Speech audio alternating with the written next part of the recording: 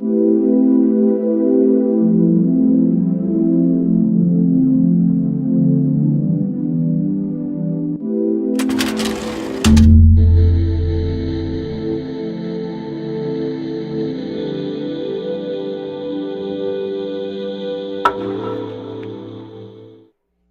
ya continuando con la presentación, el contenido de la presentación va a ser el siguiente. Vamos a definir lo que es un trastorno de personalidad, las generalidades del trastorno límite de personalidad, el impacto en hijos de madres con trastorno límite en los diferentes grupos de edades, la vivencia del cambio hacia la maternidad en estas pacientes, las situaciones en el embarazo, enfocándonos al artículo principal, y las recomendaciones basadas en evidencia para el tratamiento de mujeres embarazadas con este trastorno. A su vez, el tratamiento de estas pacientes en el instituto. Como tal, la personalidad se define como un complejo patrón de características psicológicas, las cuales se expresan en la mayoría de las áreas de la actividad de una persona. Incluye características sociales, culturales y rasgos que definen a una persona.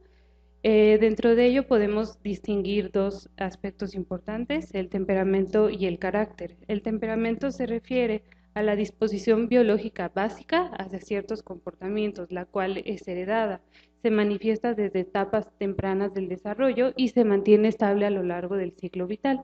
El carácter, por el contrario, son características adquiridas durante el crecimiento y es lo que nos permite formar vínculos con las normas sociales o con nuestro desarrollo social.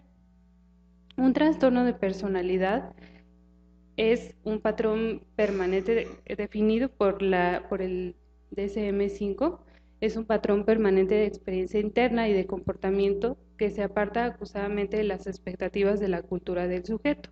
Es decir, las características psicológicas que definen a una persona sobresalen dentro de su desarrollo social. Por lo tanto, es un fenómeno generalizado y poco flexible, es estable a través del tiempo, de inicio en la adolescencia o en la edad adulta temprana, y da lugar a un malestar o a un deterioro clínico. El trastorno límite de la personalidad, pues no les puse como tales los criterios, porque muchos ya los conocen, pero pues se caracteriza principalmente por comportamientos impulsivos y autodestructivos, como por ejemplo consumo de sustancias, relaciones sexuales de riesgo, realización de autolesiones, amenazas recurrentes de suicidio o gestos suicidas, a su vez también desregulación emocional, que esto es un tema que más adelante vamos a ver porque es muy importante en este trastorno o en las madres con un trastorno límite de personalidad. También tiene tendencia a tener relaciones interpersonales inestables, dificultades cognitivas como el poco o pobre reconocimiento emocional, un sentido de ser inestable, pues esta expresión que dicen las pacientes como una sensación crónica de vacío. En cuanto a las generalidades de ese trastorno, es el trastorno de personalidad más frecuente, pero no quiere decir que sea el más frecuente porque, bueno, más bien, aquí puede haber dos cuestiones, porque se sobrediagnostique o porque más bien este trastorno tiende a buscar mayor atención médica o mayor atención mental respecto a otros trastornos de personalidad que hemos visto que, por ejemplo, otros trastornos no tienden a buscar atención médica. La prevalencia, dependiendo de la fuente de donde se investigue la información, de donde se obtenga, varía mucho. En el DSM-5 marcan estas prevalencias en la población general del 1 al 2%, en la consulta externa psiquiátrica del 11 al 20% y en hospitalización ya aumenta del 18 al 31%. Se observa una relación mucho mayor entre hombres y mujeres de 3 a 1. Se diagnostica en una edad comprendida entre los 19 y 34 años. En adolescentes, como sabemos, pues no podemos hacer un diagnóstico de trastorno de personalidad hasta que no cumpla categóricamente los 18 años de edad. Sin embargo, se empiezan a observar rasgos en la personalidad de los adolescentes. En la consulta ambulatoria se ha observado una prevalencia hasta del 11% y en hospitalizados del 34%. Hablando de las comorbilidades del trastorno límite, pues son varias, son bastantes comorbilidades. La mayoría de ellos son en cuanto al estado de ánimo, trastornos de ansiedad y trastorno por consumo de sustancias. Por ejemplo, la depresión hasta en un 50% puede estar presente, el trastorno bipolar en un 15%, el trastorno de pánico en un 50%, trastorno de estrés postraumático en un 30%, trastornos alimentarios 20%, abuso de sustancias 35% y otros trastornos de personalidad como antisocial y narcisista. En cuanto al suicidio y trastorno límite de personalidad, pues suelen presentar mayormente comportamientos, gestos, amenazas recurrentes, además de conductas autolesivas, en un 70 a un 80% de los casos, pero solamente el suicidio consumado se produce del 8 al 10% mediante actos de autolesión, por ejemplo, cortes o quemaduras de gran severidad. Y el primer punto pues suele ser la razón por la cual solicitan ayuda mayormente estas pacientes. El desarrollo y curso de este trastorno pues tiende a ser crónico. Esta inestabilidad tiende a ser crónica. Hay un mayor, bueno, tiende a continuar el descontrol afectivo, tienden a continuar las conductas impulsivas. Esto provoca una alta utilización de recursos en salud mental. Más adelante se los volveré a mencionar, pero pues la mejoría se ha observado con intervención terapéutica, no tanto con intervención farmacológica, y algo que también continúa crónicamente o latente, pues es el riesgo suicida que llegan a presentar. Mejora con la edad, y a esto me refiero a que la impulsividad, las relaciones interpersonales inestables y el riesgo suicida tiende a bajar en intensidad. O sea, no se retira completamente, sigue latente, pero en una menor intensidad en comparación con mujeres adultas jóvenes. En cuanto a los factores de riesgo para trastorno límite, pues como la mayoría de los padecimientos mentales es un trastorno multifactorial, puede haber una vulnerabilidad genética, puede haber trauma en la infancia de cualquier tipo. No quiere decir esto que todas las mujeres que sean traumatizadas van a desarrollar TLP, pero sí un gran número tienen antecedentes de. También un estilo de crianza que invalida las emociones de niños que ya están genéticamente predispuestos con un control hostil a la evasión y mayor tendencia al abandono. Esto pues se ha observado que se ve un efecto de una transferencia intergeneracional de comportamiento, es decir, que muchas pacientes pueden tener antecedente de su mamá, de una madre con un trastorno límite de personalidad. Otras comorbilidades psiquiátricas también pueden ser factores de riesgo, y se han encontrado también disfunciones neurobiológicas en cuanto a la regulación del afecto, control de impulsos y reconocimiento de emociones. El tratamiento, como les comentaba, o sea, el tratamiento farmacológico no parece alterar el curso del trastorno límite, sin embargo pueden ser útiles a corto plazo para mejorar los síntomas agudos. Se ha observado mayormente que el tratamiento eficaz para este trastorno pues es la psicoterapia. Hay diversos tipos de psicoterapia, entre ellos la dialéctica conductual, la terapia basada en la mentalización, la psicoterapia centrada en el esquema, la psicoterapia focalizada en la transferencia y la terapia de aceptación y compromiso. Las que les remarco en negro son las que se dan aquí en la clínica de trastorno límite de este hospital. Brevemente les hablaré sobre las diferencias entre estas terapias. La terapia dialéctica conductual otorga a la paciente habilidades básicas de conciencia mediante técnicas de mindfulness, habilidades en la efectividad interpersonal para precisamente mejorar las relaciones interpersonales, habilidades en la regulación de las emociones, es decir, mejora o disminuye esta desregulación emocional que que presentan estas pacientes, así como habilidades para tolerancia al malestar. Lo importante de esta terapia es que el terapeuta realiza o enseña estas habilidades o las realiza al mismo tiempo con la paciente, y eso es algo que pues en otra terapia no, creo que no se hace. En la terapia de aceptación y compromiso pues es más que nada aceptar las experiencias internas indeseables que están fuera del control de la persona y desarrollar un compromiso y una acción en cuanto a eso. Por ejemplo,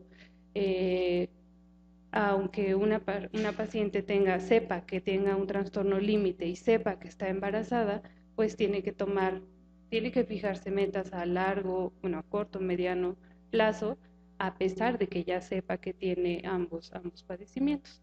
Y la terapia focalizada en la transferencia, pues incluye más bien o se enfoca en la interpretación de las motivaciones o sentimientos inconscientes para la paciente. Mantiene precisamente un enfoque sobre la interpretación que tiene la paciente sobre las otras personas, incluyendo a su terapeuta. Trabaja más que nada en la transferencia. En cuanto al trastorno límite y salud neonatal, bueno, pues como les comentaba, es el trastorno de personalidad más frecuente. La mayoría son mujeres, es un padecimiento crónico ya que existe una latente conducta de impulsividad, de desregulación emocional y el riesgo suicida o conductas autolesivas. Se encuentran en edad fértil.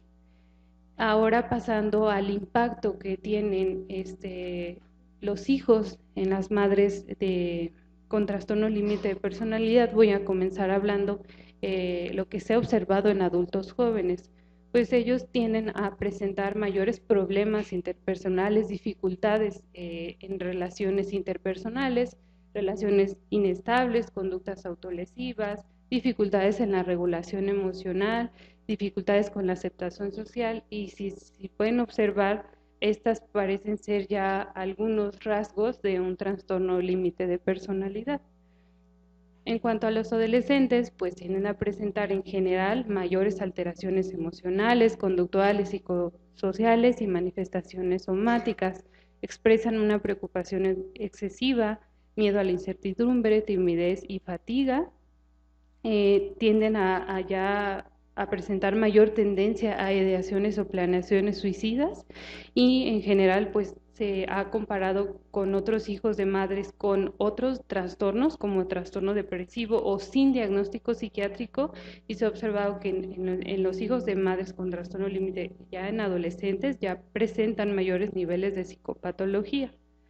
En cuanto a los escolares, se ha observado que pues están expuestos a hogares perturbadores e inestables, a abuso de drogas o alcohol, o a intentos de suicidio, gestos suicidas o autolesiones por parte de sus madres. Esto pues tiende a generar mayor riesgo de desarrollar psicopatología y un peor funcionamiento en general. Incluso son aproximadamente 6 veces más, tienen 6 veces más probabilidades de presentar una depresión en comparación con hijos de madres que tienen un trastorno depresivo sin un diagnóstico psiquiátrico. Incluso después de controlar el episodio depresivo de la mamá, que tiene un diagnóstico ya de trastorno límite de personalidad.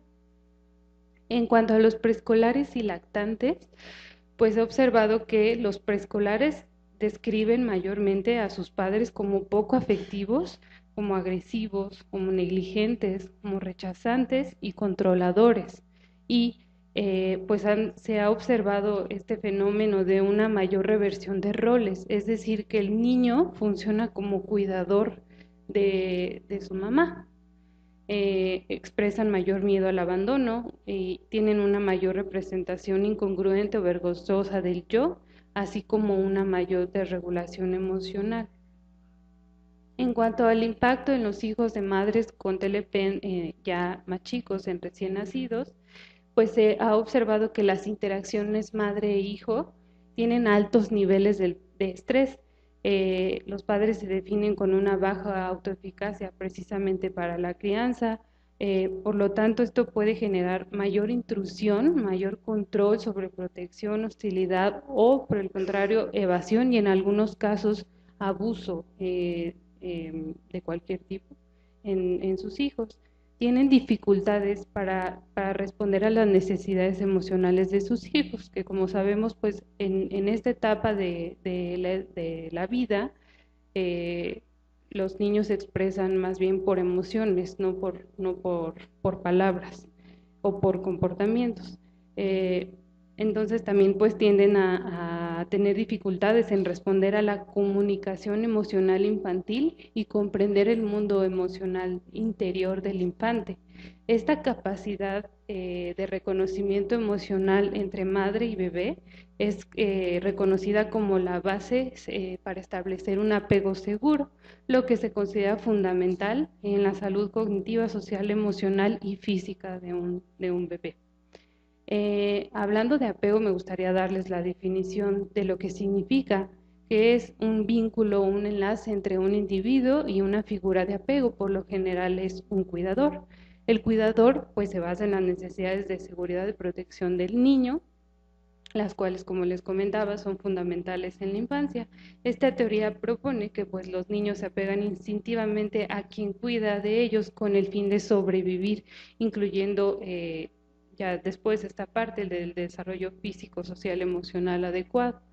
La meta biológica, por lo tanto, de un apego seguro es la supervivencia, y la meta psicológica es la seguridad del infante. No solo existen, no me voy a enfocar mucho sobre las teorías del apego, no solo existe el apego seguro y el apego inseguro. Sin embargo, en este estudio lo definieron así. Fue un estudio muy interesante en el que evaluaron el reconocimiento emocional en las madres con trastorno límite de personalidad, y se encontró que las que tenían un apego seguro con su bebé tenían mayor activación en la corteza prefrontal bilateral, así como en la corteza prefrontal medial izquierda.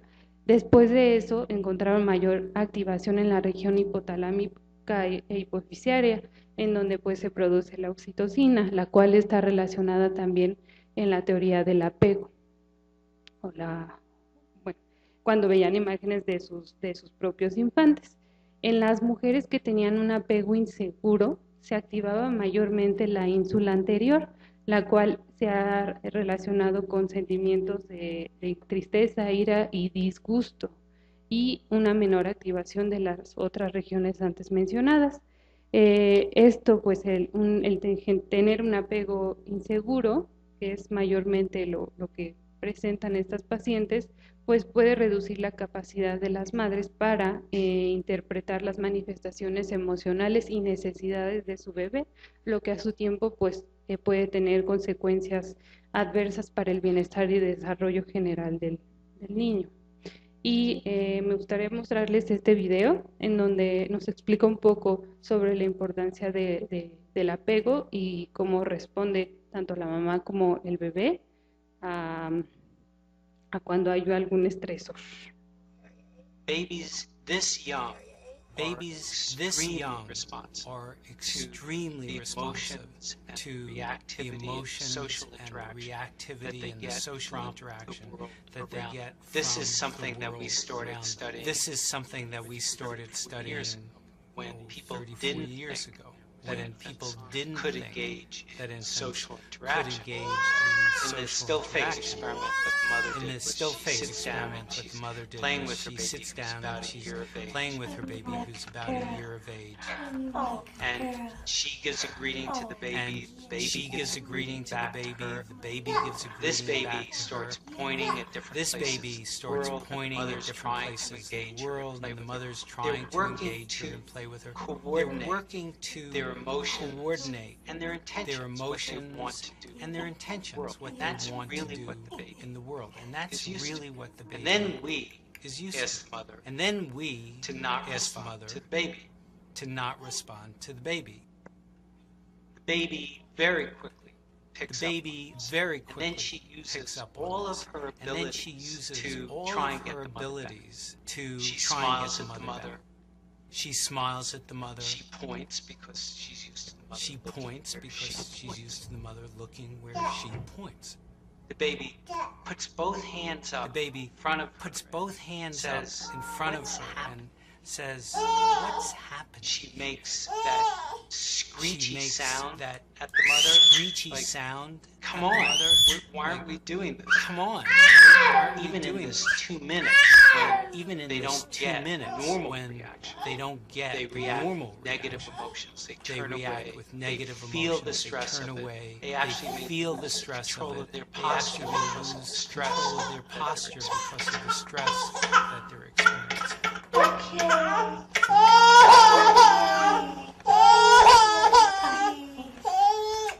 If I'm here, what are you doing? Oh, yes. Oh, what It's a little like the good, the bad, and the It's a ugly. little like the good, Good the bad, and the ugly. Is The good that normal stuff is that goes on that that we all normal do stuff with our kids. that goes on that we all The do with bad our kids. is when The bad something bad is happens, when but the infant can something overcome bad it. happens, After all, but the when infant you can stop the overcome still it. face, After all, the mother and when the baby you start stop to the still play. face, the mother and the The baby ugly start to is play when again. You don't The give the ugly child is any when chance you don't to give the get child back any chance the to good. get back There's no to reparation, the and good. they're stuck. There's no in that reparation, really and they're stuck ugly situation. in that really ugly situation. Ok, bueno, pues esto es como podría ser un ejemplo de un apego seguro. En cuanto hay un estresor o se desregula el bebé, la mamá tiene la capacidad de volverlo a regular. Cuando la mamá no tiene una buena capacidad de regularse a sí misma, pues a lo mejor es esperado que no pueda regular emocionalmente a su hijo. Ahora, pues vamos a hablar de la transición del rol hacia la maternidad de estas pacientes. Pues muchas de ellas, como les comentaba, tienen antecedentes de eventos traumáticos no resueltos, los cuales pueden emerger en el embarazo. También el tener un hijo puede llevarlas a tener su primer contacto con servicios de salud mental. La presencia de relaciones interpersonales inestables puede incluso llevar a una mala continuidad o interacción entre el médico y la paciente, lo cual puede incluso llevar ya sea que esté ya en atención psiquiátrica, pero a su vez en atención prenatal y sea irregular el control que tengan. También, pues, como les comentaba, todas las comorbilidades que presentan se pueden volver a presentar durante el embarazo, lo cual hay que tener en cuenta, o sea que hay un riesgo de conductas autolesivas, un mayor riesgo de depresión o incluso de intentos de suicidio. En general, bueno, se describe que las mamás las mamás con trastorno límite tienden a idealizar el embarazo como una nueva etapa, como una etapa de muchos cambios. Sin embargo, ya una vez resuelto el embarazo, expresan mayores niveles de fatigabilidad e irritabilidad, lo cual puede dificultar establecer el ritmo de cuidado diario que necesita pues un bebé. En esto pues hay que observar que influyen muchas situaciones o influyen muchos aspectos para generar o para poder que se genere una patología mental en algún bebé, pues depende mucho del antecedente de la mamá, si tiene algún trastorno mental, su capacidad de regulación emocional. Esto pues influye en el periodo prenatal, ya en el nacimiento, en la generación del apego, de la forma como se va generando este vínculo entre la mamá y su bebé, y a su vez pues ya en el desarrollo del infante. Esto es ya como una observación, pero ahora del otro lado, se puede decir que de nuestro lado. La experiencia del personal dedicado a la salud mental, de lo que ellos observan que experimentan los madres con trastorno límite de personalidad, que en general pues hicieron un consenso y observaron que tienen una disminución de una respuesta empática, tienen dificultad para mantener un ambiente estable y un ambiente seguro, tienen dificultad para mantener límites interpersonales, así como déficit en habilidades de crianza, se describen como con una pobre autoeficacia parental y poca capacidad para la crianza adaptativa. Un ejemplo de esto puede ser que al bebé de 1 año, a los 3 años lo siguen tratando como si tuviera 1 año, por ejemplo. Con esto, pues, con estos antecedentes, lo que les quiero hacer observar es que muchos estudios, como ya de hace algunos años, se han enfocado en cuanto a el impacto que tienen los hijos, bueno, más bien los adultos o los adolescentes en madres con trastorno límite. Los estudios más recientes se están enfocando ya están yendo como a los primeros años de vida en los hijos de estas mamás. Pues entonces, de esto, ¿qué seguiría? ¿Qué pasa con las pacientes, con estas pacientes embarazadas? Ya entrando un poco en el artículo, pues es conocido que los trastornos mentales tienen un resultado adverso en el embarazo, generalmente en resultados obstétricos y fetales. Un ejemplo claro de ello es el trastorno bipolar y la esquizofrenia, que presentan un mayor riesgo de tener preeclampsia, diabetes gestacional, desprendimiento de placenta y parto prematuro. Sin embargo, no es per se el trastorno mental, sino puede ser por el estilo de vida que estas pacientes tienen.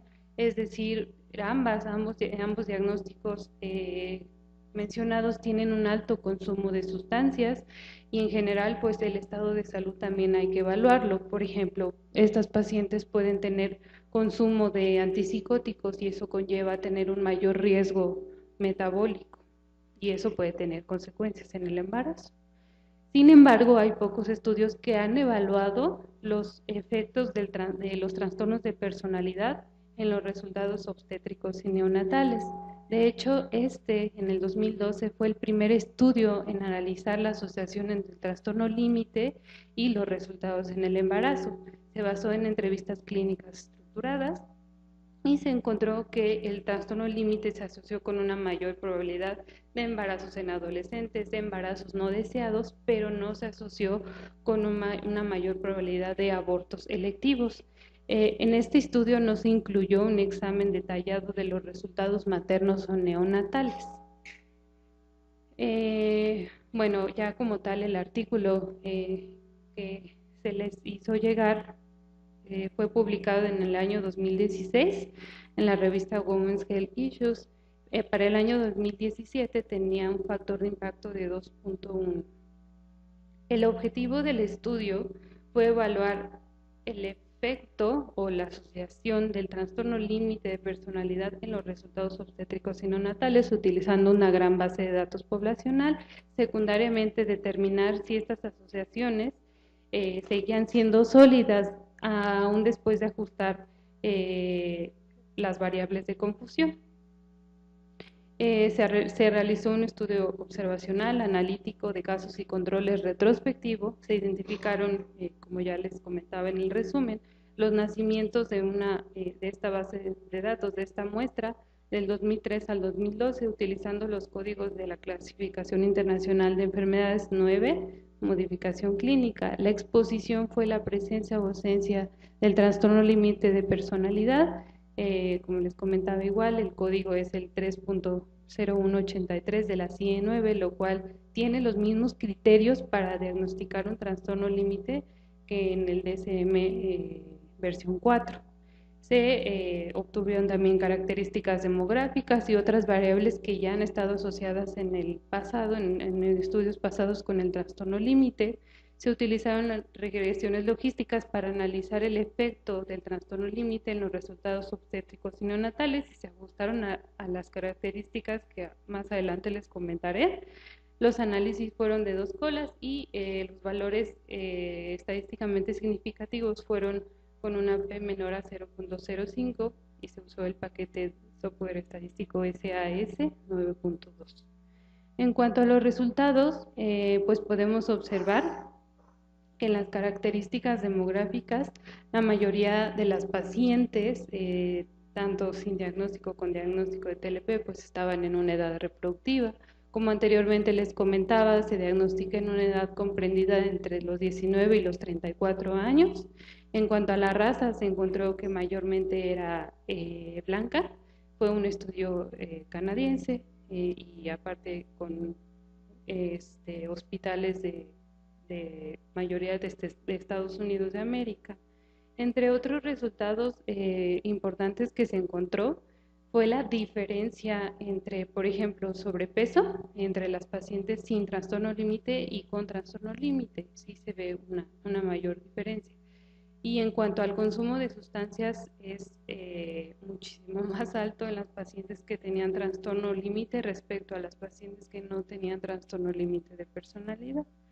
Las variables que se ajustaron fueron edad, raza, sobrepeso, ingresos, tipo de seguro, tipo de hospital donde se recibió la atención, uso de tabaco, así como de otras drogas y las comorbilidades que, más que nada, trastorno bipolar y episodio depresivo, así como psicosis u otros trastornos psicóticos. En cuanto a los resultados, estos fueron en los puntitos rojos, lo pueden ver en cuanto a no ajustados, como los odds radius crudos, y los puntos azules ya los pueden ver ajustados a todas las variables que les comenté. La mayoría disminuyeron o cayeron, sin embargo, pues diabetes gestacional, la ruptura prematura de membranas, coraminoitis, continuaron siendo continuaron presentándose como mayor riesgo en las madres con trastorno límite de personalidad. En cuanto a las complicaciones posparto y neonatales, aquí mayormente vemos pues que también el parto por cesárea fue uno que no cambió mucho incluso después del ajuste. El tromboembolismo venoso tampoco cambió, y de hecho este fue el que mayormente se asoció a madres con trastorno límite de personalidad y también pequeños para la edad gestacional. En cuanto a la discusión, pues se encontró que las mujeres con trastorno límite tenían peores resultados obstétricos y neonatales. Sin embargo, una de las explicaciones que ellos dan es las afecciones asociadas a este trastorno, lo que secundariamente pues puede aumentar el riesgo de resultados adversos en el embarazo, como por ejemplo las comorbilidades psiquiátricas.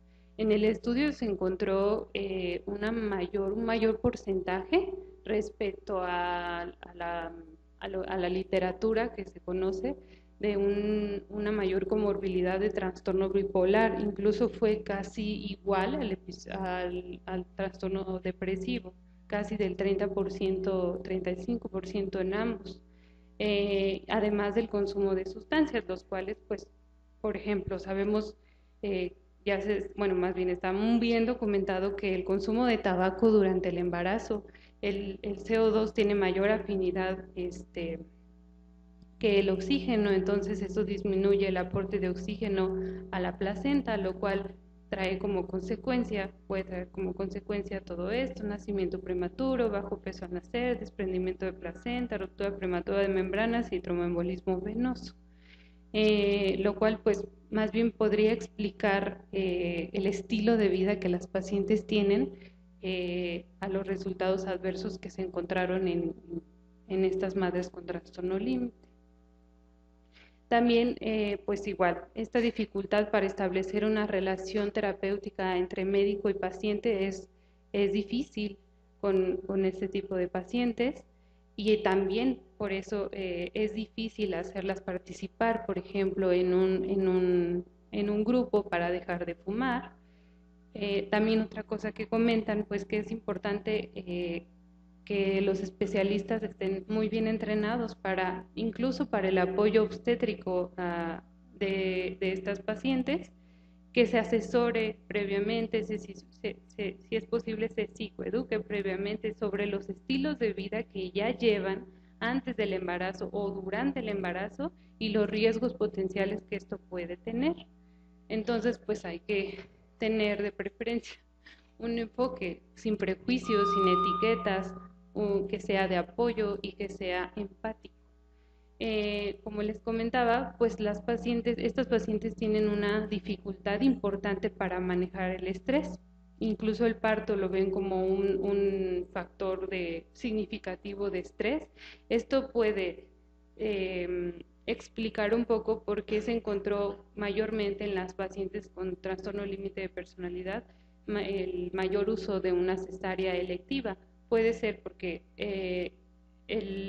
como tal el parto pues es un evento de estrés y ejerce una presión no deseada en el equipo obstétrico y como tal pues mejor deciden realizar una cesárea, o por el contrario pues al ser una paciente psiquiátrica, una paciente que no conoce o que no sabe cómo manejar el equipo obstétrico, ellos mismos deciden que sería mejor hacer una cesárea. Ese puede ser uno de los factores que nos expliquen por qué hay más cesáreas en estos pacientes. En cuanto a las limitaciones del estudio, pues podemos observar una menor prevalencia del trastorno límite. Si se acuerdan, fueron casi 8 millones de nacimientos y solamente 989 se encontraron con trastorno límite, lo cual pues puede ser debido a un posible error de codificación. Así también pues la dificultad que ellos también observaron de discernir entre el trastorno límite y un trastorno bipolar. Otra pues fue que fue una muestra pequeña, y en las pacientes que no tienen trastorno límite a lo mejor no se preguntó de manera propositiva alguna otra comorbilidad como un episodio depresivo o consumo de sustancias. Y algo muy importante que en este estudio no se incluyó para nada, el uso de medicación. Y también otras limitaciones que nosotros encontramos fue que no sabemos quién colocó el código para el trastorno límite, porque fueron hospitales de enseñanza y de no enseñanza. No sabemos si fue el ginecólogo quien colocó este diagnóstico, si fue el psiquiatra, si fue un residente, si fue alguien más. Igualmente para las comorbilidades psiquiátricas, igualmente para el consumo de sustancias. Y pues que también hacen falta estudios que valoren el uso de sustancias en pacientes embarazadas con trastorno límite. Y a lo mejor otra cuestión sería pues el impacto en los hijos de papás, o sea, valorar a los papás con trastorno límite de personalidad que ya también tienen hijos. Con esto pues las conclusiones en cuanto al artículo, pues es que estas pacientes deben de ser seguidas de cerca por un equipo multidisciplinario, si es posible antes, si no, durante el embarazo, para que se les otorguen intervenciones efectivas, como por ejemplo para que dejen de fumar, lo que pues en última instancia reduciría la incidencia de estos resultados obstétricos y neonatales adversos que acabamos de comentar. Esto si recuerdan este esquema, tal vez esto podría ser un modelo de prevención de psicopatología. Perdón, si se aborda a estas pacientes antes o durante el embarazo, tal vez podemos prevenir todo lo que anteriormente les comentaba en los escolares, en los adolescentes y en los adultos jóvenes. Puede ser un modelo tal vez de prevención de psicopatología, algo que muy difícilmente podemos ver en psiquiatría.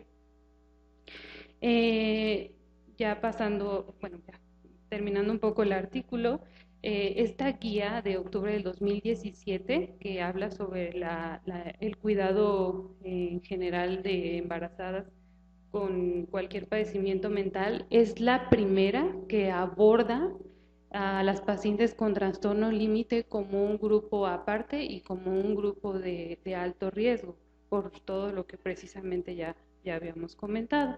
En general, pues comentan esto, que se trata a estas pacientes con un equipo multidisciplinario, que lo divide en dos, en atención preconcepcional o prenatal y la atención postnatal. En la atención preconcepcional, pues de preferencia, pues hay que planificar el embarazo, igualmente hacerle ver los estilos de vida que tienen estas pacientes. Y algo muy importante que mencionan es que muchas tienen antecedente de abuso sexual. Entonces las exploraciones ginecológicas pueden ser situaciones de estrés en donde puedan llegar a presentar desregulaciones emocionales importantes.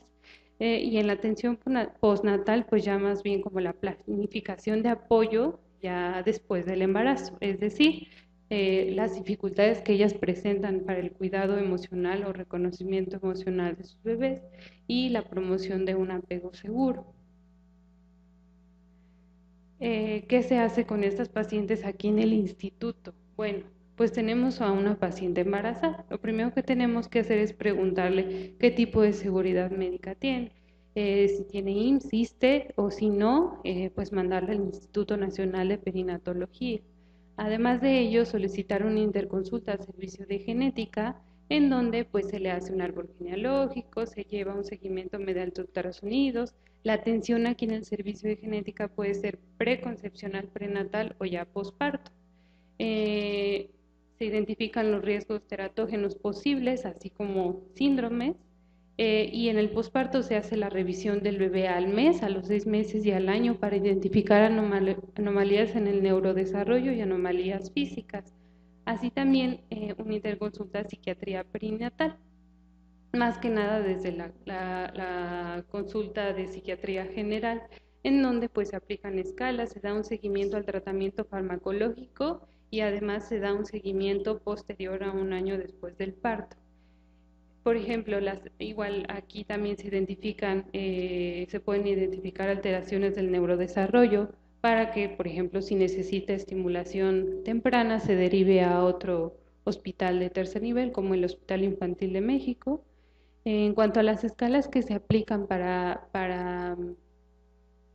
cachar a las pacientes que tengan trastorno límite, pues es el HIPO y el SCID, y ya es como se hace el diagnóstico de trastorno límite. Si tenemos a una paciente con deseos de embarazo, pues no le vamos a dar la referencia todavía, porque todavía no está embarazada, solamente solicitamos interconsulta al servicio de genética, y pues cabe mencionar que el servicio de genética y de psiquiatría perinatal pues es un equipo conjunto, o sea, trabajan de manera